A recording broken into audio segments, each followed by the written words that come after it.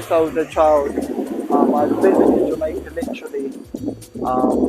literally every single year of my life. I've been here, and I had a deep affiliation with the island from a child. I used to really enjoy, that's why I'm here today, I used to really enjoy the beach.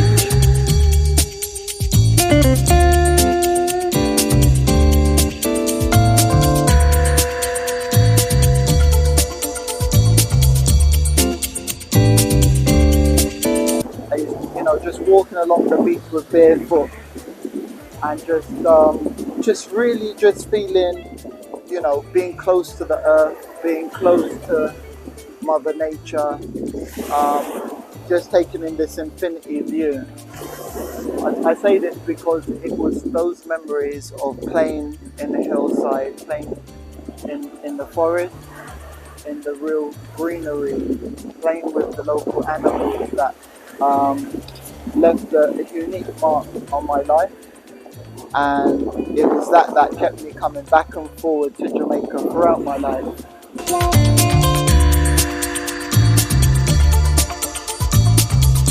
I grew up primarily in the UK, spent most of my life there, growing up in Essex, living in Islington in London, and just experiencing, that was during the 70s, 80s and 90s. As an adult now with a family of my own, I always had this inner feeling within me to move back to Jamaica. I was doing very well in life. The Lord has blessed me.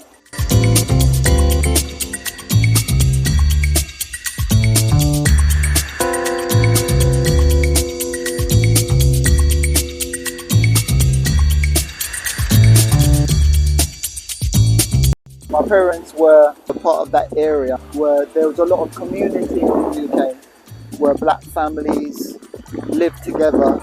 A lot of families from Jamaica moved over. That's when my grandparents moved over here. Part of the Windrush generation, they moved over. So I'm going way back because my wanting to move back is part of my history. It's part of my family background and my culture. On my mum's side, which they're the Isaacs family, we've got like musicians in my family, people like Gregory Isaacs. Growing up in the UK, on a Sunday, it was almost every Sunday that we would be playing the radio, listening to then pirate radio stations where they played reggae music, which we had an affiliation with. And the Dennis Brown, the Gregory Isaacs, all of those artists would have been played. I mentioned this because it was an area where there was a lot more community in the UK, where we had community centres, where black families used to come together for gatherings, for christenings. It seemed like there was a christening and a wedding every single week of every single month of every year. And we were really together as a community, and there was an affiliation. We're from the Caribbean. We visited the Caribbean regularly. We enjoyed the Caribbean, and our parents, who were from the Caribbean, all seemed to be building back home and had this burning desire to get back there. They talked about it on the weekends during family dinners, and it was the grandparents who were the matrons of the family. So as you can see, it was embedded into me, into a lot of my generation, that we had this sense of identity and culture, that we were from Jamaica, that was our home.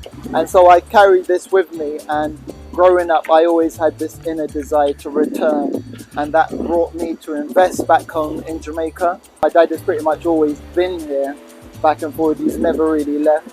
The same with my grandparents, they've been back and forward, although part of the Windrush generation. I would say that we were very good in investing in property.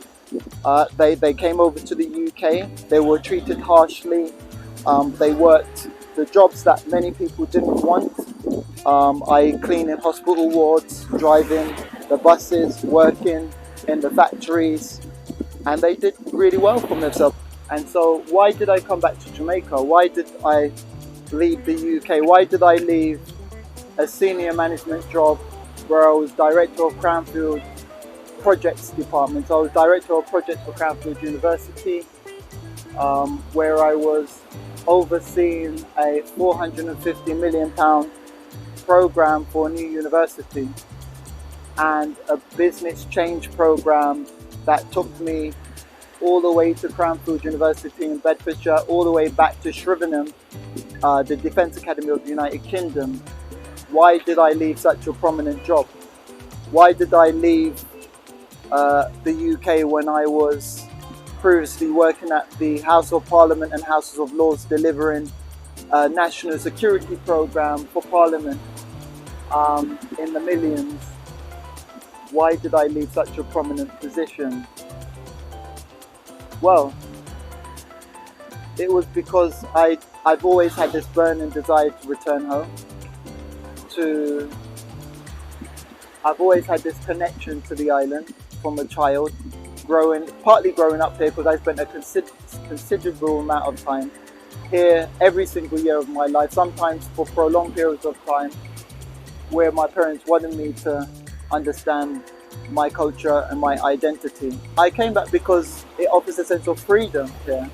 I wanted my children to experience the culture, to know that there's something else other than the UK. There's life beyond the system that you grow in and basically constrains you, in the sense that when you go through an education system that is part of, not necessarily the UK, but part of the first world countries, if you like, many people would argue that that kind of constrains your ideas. It kind of narrows your viewpoint in the world, and all you do is essentially get trained to work for another person, to work for the industry. Your qualifications help you with that. When you're out here now, you have to have a more of an entrepreneurial spirit, because now, being here where there's limited jobs, so you now have to come up with ideas to make money. You have to use that God-given mind to formulate ideas and to actually execute those ideas to make life and live. But what you have in return is the freedom to do, not necessarily do as you please, but to live life.